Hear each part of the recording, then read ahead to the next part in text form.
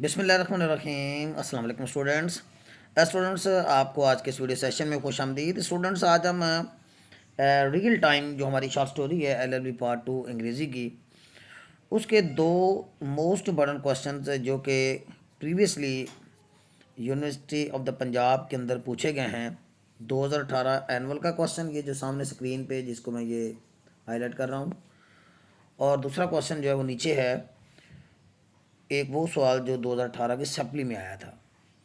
तो इससे पहले वीडियोस मैं आपके लिए अपलोड कर चुका हूँ रियल टाइम पे, लेकिन वो ज़्यादातर समरी बेस्ड मटेरियल था और इसके अंदर मैंने थीम्स जो हैं थोड़े से डिस्कस किए थे।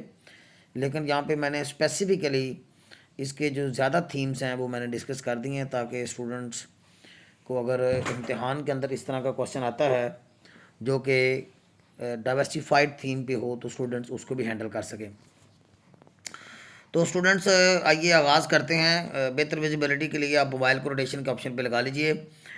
मैं आपको लाइन बाय लाइन इसकी ट्रांसलेशन और साथ साथ इसका क्रिटिकल एनालिसिस भी डिस्कस कर दूंगा, ताकि एक ही वीडियो से आपको इसकी बेटर अंडरस्टैंडिंग हो जाए। हमारा सवाल है, discuss the thematic concerns of the short story real time by Amit Chaudhuri. Amit Chaudhuri Indian writer हैं और ये स्टोरी 2002 में लिखी गई थी। अमित चौधरी ने ये लिखी थी रियल टाइम। तो इसमें थीमेटिक कंसर्न्स यानी थीम से रिलेटेड जो मुसन्नफ़ जो रिलेटेड पहलू रखता है, यानी मुसन्नफ़ के थीमेटिक कंसर्न्स क्या हैं, इसका मतलब ये होता है कि मुसन्नफ़ किन किन बातों से रिलेटेड थीम जो है वो इसमें से निकालना चाहता है, क्या क्या थीम इसमें से वो निकालना चाहता है, उसका कंसर्न क्या है। थीम से रिलेटेड बातें हमने डिस्कस करनी है इसमें। ये सवाल एनुअल 2018 में आया।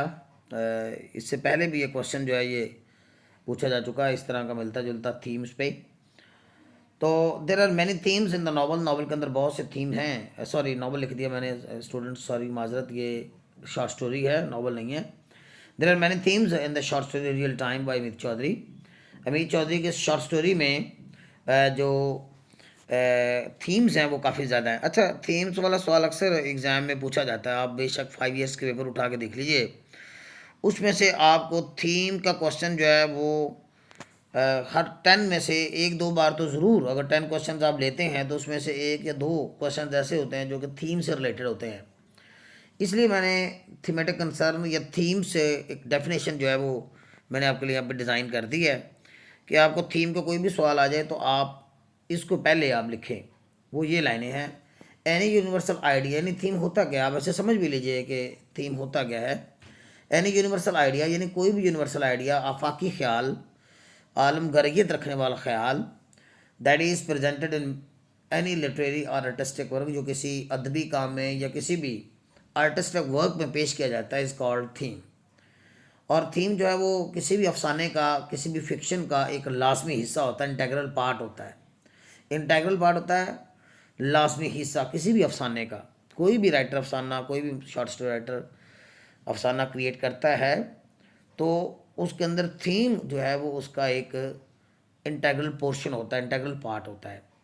The readers draw out themes, और बाज़ बात जो है वो पढ़ने वाले पे ही अफसाना निगार जो है वो छोड़ देता है कि वो इसमें से क्या निकालते हैं, इस कहानी को समझने के बाद उनको क्या इसके अंदर सेंट्रल आइडिया मिलता है, और समटाइम्स वो खुद भी इसके अंदर फोकस करता हुआ नज़र आता है।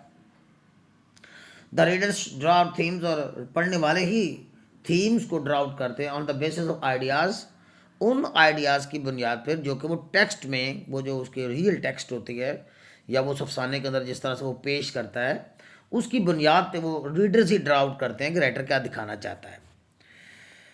चाहे वो स्टोरी हो, चाहे वो पोइम हो, सब में यही चीज़ चलती है, विच द रीड, जिसमें रीडर पढ़ने वाले जो नहीं पढ़ते हैं उसको, तो जिन आइडियाज़ को वो पढ़ते हैं और उन आइडियाज़ को पढ़ने के बाद जो जो आइडियाज़ वो फॉर्म करते हैं, तश्कील देते हैं, उसी को हम थीम कहते हैं।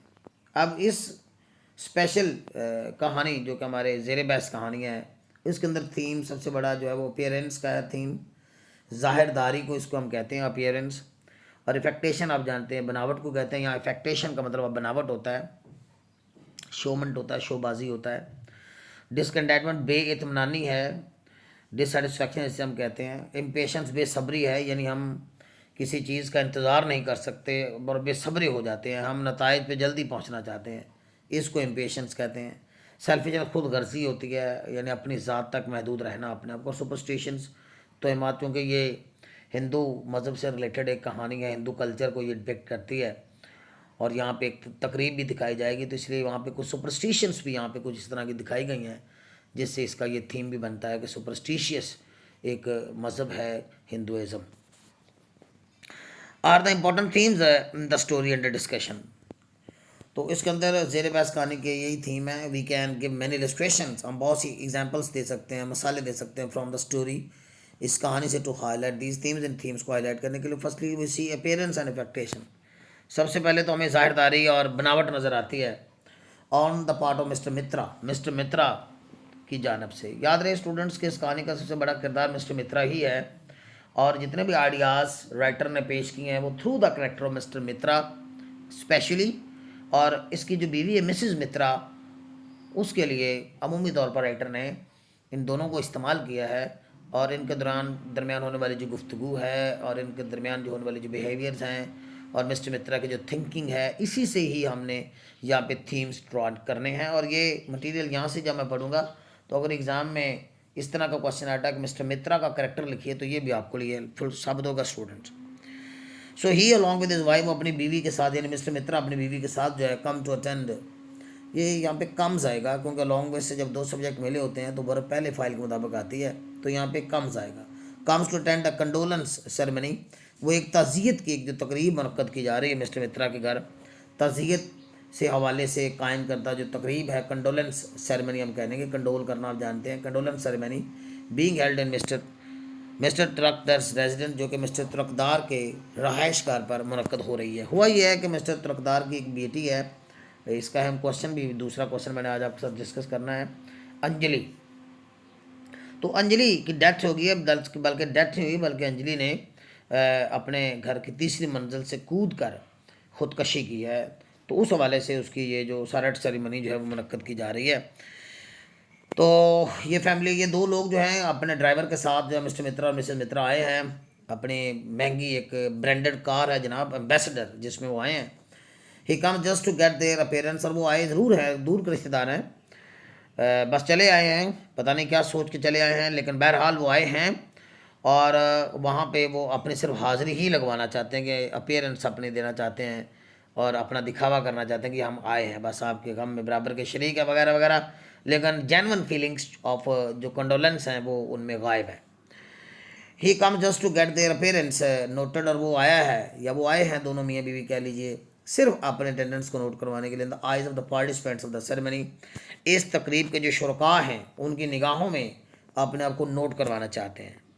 ये मुनाफ़क़त है जो कि यहाँ पे राइटर ने दिखाई है।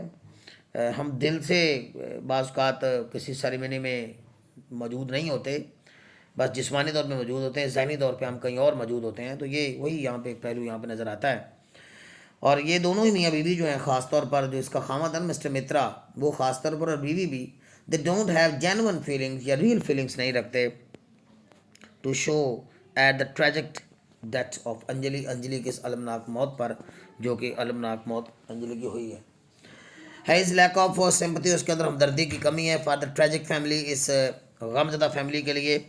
The participate in the ceremony, वो सेरेमनी में पार्टिसिपेट कर तो रहे हैं, लेकिन जस्ट कहें कि आउट ऑफ फॉर्मेलिटी, सिर्फ फॉर्मेलिटी की वजह से, वो फॉर्मेलिटी पूरी करने के लिए आई है। तो ये हम इंसानों के ऊपर, ये राइटर ने एक तनकीद भी की, एक स्टायर का क्वेश्चन अगर आपको इम्तिहान में आ जाता है तो आप ये बता दीजिएगा कि हम बाज़ का किसी तकरीब में एज ए फॉर्मेलिटी मौजूद होते हैं, out of formality and social need, और वो आपकी एक सोशल नीड होती है। आप रूहानी तौर पे कह लीजिए, ज़हनी तौर पे आप उस तकरीब का हिस्सा नहीं होते, बस सोशल नीड की वजह से, कि समाजी ज़रूरत है, वो जैसे कहते हैं ना, बस यार जाना पड़ना है, जाना पड़ा है, जाना पड़ेगा, बस इस तरह की जो बातें करते हैं ना, ये आउट ऑफ फॉर्मेलिटीज़ होती हैं।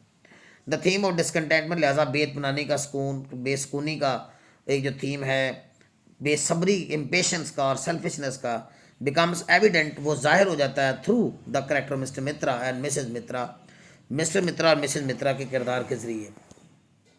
Specially mister Mitra is very impatient, ख़ास तौर पे जब ये एड्रेस पूछ पाछ के जब वहाँ पहुँचे, काफ़ी टाइम लगा है उनको एड्रेस वगैरह पूछने में मिस्टर तरकदार के घर पहुंचने के लिए, यानी अंजलि के घर पहुंचने के लिए। Mister Mitra is very impatient, selfish and discontented. They come there, वहाँ पे आए while travelling by their branded car Ambassador, जबकि वो अपनी ब्रांडेड कार एम्बेसडर में आए हैं।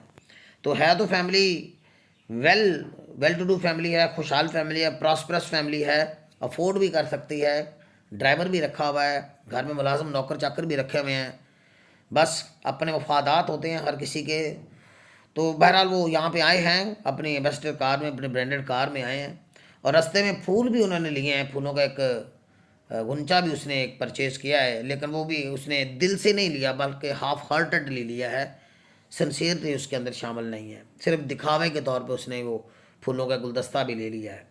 इवन देयर म्यूचुअल रिलेशन, और यहाँ मियाँ बीवी के भी ताल्लुकात यहाँ पे प्रॉपर नज़र नहीं आते। गाड़ी में जिस तरह आप टेक्स्ट पिक्सी पढ़ें तो आप देखते हैं कि दोनों मियाँ बीवी के ताल्लुकात भी कोई इतने मसाले और आइडियल किस्म के नहीं, कोई कॉर्डियल किस्म के नहीं हैं। For even there mutual relation, ration, ये रिलेशन लफ्ज़ है, ये राशन लिख दिया स्पेलिंग गलत हो गया, रिलेशन है RELATION। Relation do not seem to be ideal and cordial, यानी गर्मी जज्बात वाले नज़र नहीं आते हैं। He does not show interest in the traditional rituals, और वहाँ पे जो तकरीब हो रही है शारदा सेरेमनी से हम कहते हैं कि आगे आप ये देखेंगे शारद सेरेमनी, तो ये जो शारद सेरेमनी हो रही है उसकी जो ट्रेडिशनल रिचुअल्स हैं, वो जो रवायती रसूमात होती हैं जो कि इससे एसोसिएटेड होती हैं, जुड़ी हैं to the shraddha ceremony, he does not attend the shraddha ceremony sincerely and actively, और वो एक्टिव हो के, हालांकि वो चला गया है, तो इंसान जब चला जाता है तो जब आप चले ही गए हैं तो आप क्यों ना आप सिंसियरली वहाँ पे शिरकत करें, कोई ताज़ियत के चंद कलमात उस ग्रीफ्ड फैमिली, उस गमज़दा फैमिली के साथ आप शेयर करें। ऐसा कुछ भी नहीं है, उसने ऐसा कुछ नहीं किया है। वो शारद सेरेमनी में सिंसियर एक्टिव पार्टिसिपेट नहीं करता है। The environment of mister Talukdar house shows that, और ये उनके घर का माहौल तो ये जाहिर करता है that Talukdar's family believed in Hindu traditions, कि वो हिंदू रवायात के अंदर पक्के हैं, यकीन रखते हैं। But mister Mitra looks a life through a modern man's non religious way, आई कह लें, यानी लेकिन मिस्टर मित्रा को यहाँ पे दिखाया गया कि मॉडर्न मैन की तरह एक नॉन रिलीजियस सोच रखता है, एक नॉन रिलीजियस आई के साथ उसको देख रहा है, क्योंकि कारोबारी है, वो शख्सियत है, और वो इस तरह के सरमेंस के अंदर इस तरह आना जाना और इस तरह के शायद वेस्टेज ऑफ टाइम समझ रहा है। देस्ते इन तरकदार होम, और तरकदार के घर में क़याम करते हैं for less than an hour, 1 घंटे से भी कम वहाँ पे वो क़याम पजीर होते हैं। लेकिन जब तक वो वहाँ पे रहता है, ख़ास तौर पे mister Mitra, as long as he stays there, जब तक वो वहाँ क़याम पजीर है, he thinks about himself only, वो सिर्फ अपनी ज़ात के बारे में ही सोचता रहता है। वो सेल्फ सेंटर्ड है, लोगों से इतना ज़्यादा मुखातब नहीं होता है, कोई मेल मिलाप नहीं करता है, बल्कि वो जो कुछ हो रहा है उसको देख रहा है वाइल स्टैंडिंग अलोन असाइड, एक जगह पे खड़े होकर, एक साइड पे खड़े होकर, बस जैसे वो फॉर्मेलिटी के तौर पे वो सब कुछ देख रहा है। ही फील्स अनइजीनेस, वो बेचैनी महसूस कर रहा है वहाँ पर। ही फील्स बोर्ड देर, और वहाँ पे वो बोरियत महसूस करता है। ऑल वट वॉज हैपनिंग देर, और जो कुछ भी वहाँ पे हो रहा था बस बोरिंग फॉर हिम, उसके लिए बोरिंग था। उसका जो सबसे बड़ा कंसर्न है इस वक्त आने के बाद, यानी आ चुकने के बाद, और अपना चेहरा अपनी शक्ल दिखाने के बाद, यही है, is to go back to life of player, कि अपनी वो जो पैटी प्लेयर्स हैं, अपनी जो माइनर प्लेयर्स हैं, उसके अंदर वो जाके दोबारा दुनिया की वो उन प्लेयर्स में खो जाए।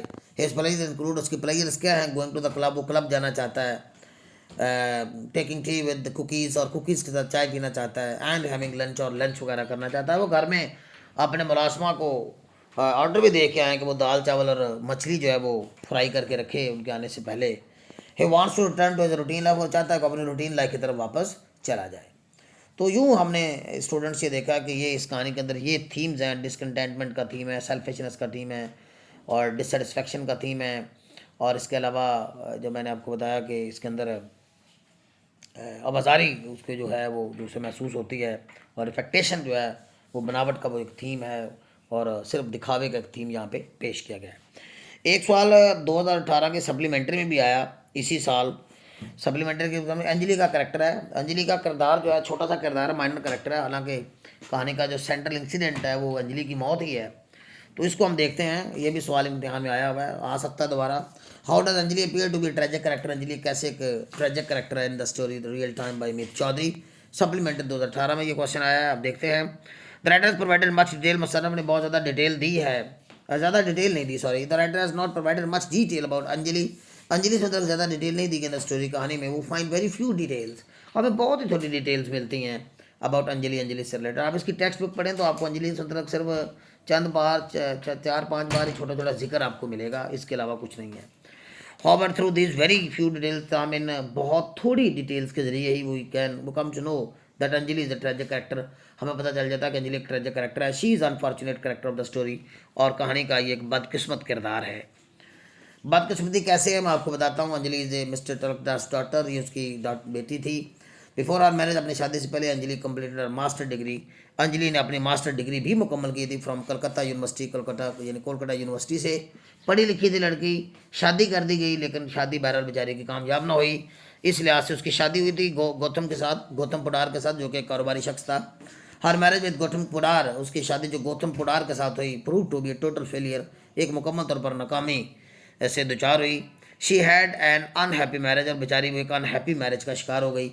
हर married life was so unpleasant, उसकी शादीशुदा ज़िंदगी इतनी नाखुशगवार थी कि उसके अंदर जो है वो हम देखते हैं कि फ्रीक्वेंट क्वारल्स और क्लैशेस नज़र आते हैं, और बारहा वो रूट कर अपने माँ बाप के घर आती रही है।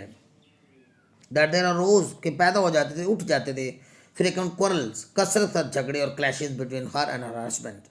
While reading the story कहानी पढ़ते हुए we come to know that her parents were also unhappy, unsportive, और चूँकि वालदैन की तरफ वो आ गई है, सारी बात है कि जब बेटियों का घर नहीं बस पाता या उनके ससुराल के साथ तल्लुकात वो मसाली नहीं रहते, तो या ब्रेकेज हो जाता है, तो वो पेरेंट्स की तरफ रिजू करते हैं। हमारे सोशल सेटअप में हमारे पेरेंट्स भी कोशिश करते हैं कि मैक्सिमम हद तक बेटी को सपोर्ट किया जाए, लेकिन वहाँ पे अनसपोर्टिव वो नज़र आती है। यही तो वजह है कि उसने खुदकशी की है, यानी ना तो खामद के तरफ से उसे कोई सुकून मिल सका और ना ही पेरेंट्स की तरफ से उसे कुछ सपोर्ट मिल सकी, तो दैट्स वाई मायूस होकर उसने खुदकशी की। तो कहानी से ऐसा लगता है कि उसके पेरेंट्स भी अनसपोर्टिव थे एंड अनसिम्पैथेटिक थे, और हमदर्दी वाला जज्बा उसके साथ नहीं दिखा रहे थे towards her. Owing to disappointment, इस मायूसी की वजह से अंजलि कमिटेड सुसाइड, अंजलि ने खुदकशी कर ली by jumping from the third storey of her parents house. ये हिज पेरेंट्स हाउस नहीं था, ये हर पेरेंट्स आएगा, ये अंजलि के लिए हम हर यूज़ करेंगे, स्टूडेंट्स प्रोनाउन पोजेसिव प्रोनाउन जो है, her parents house. She needed support, उसे सपोर्ट की ज़रूरत थी, एंड सिंपैथी और हमदर्दी की ज़रूरत थी आफ्टर सेपरेशन, अलहदगी के बाद फ्रॉम हर हस्बैंड, अपने खामद से। अच्छा, स्टोरी के अंदर यहाँ ये नहीं बताया गया कि तलाक की सूरत में सेपरेशन हुई है या ये वैसे सेपरेट हो गई थी उसे। बहरहाल वो सेपरेट ही रह रही थी अपने हस्बैंड के घर से अलग थलग होकर अपने पेरेंट्स के पास। वो फील ट्रेजिक सेंटिमेंट्स, और हम अलमनाक जज्बात महसूस करते for Anjali because she finds relief, क्योंकि उसे रिलीफ मिलता है, एंड हैप्पीनेस और खुशी मिलती है, neither from our husband side, ना तो अपने खामद की तरफ से, nor from our parent side, और ना ही वालदान की तरफ से। These might be the reasons behind her committing suicide, और ये उसकी खुदकशी करने की वजह हो सकती हैं कि ना उसे खामद की तरफ से कोई राहत मिली है और ना ही पेरेंट्स की तरफ से कोई सपोर्ट और हमदर्दी जो है वो ज़्यादा मिली है, जिसकी वो मुस्तक भी है और जिसकी के वो तवक्को भी कर रही थी।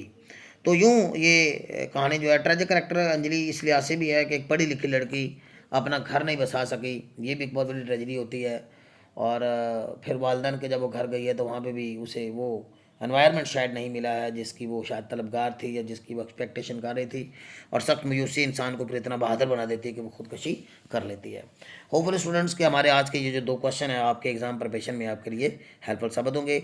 स्टूडेंट्स, टिल नेक्स्ट वीडियो, अल्लाह हाफिज़।